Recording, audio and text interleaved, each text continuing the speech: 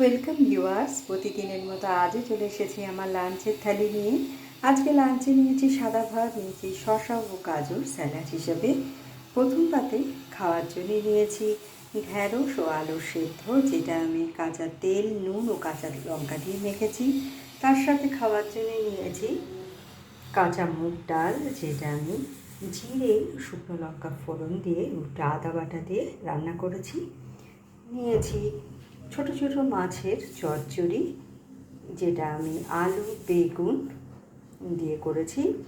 মাছগুলোকে ভেজে তুলে নিয়ে ওই তেলের মধ্যেই কালো জিরে শুকনো লঙ্কা ফোড়ন দিয়ে লম্বা টুকরো করে কাটা আলু, পেঁয়াজ ও বেগুন ভাজা ভাজা করে আদা জিরে লঙ্কা বাটা দিয়ে আমি এটা তৈরি করেছি। নামানোর সময় একটু ধনেপাতা কুচি আমি এর উপরে দিয়েছি।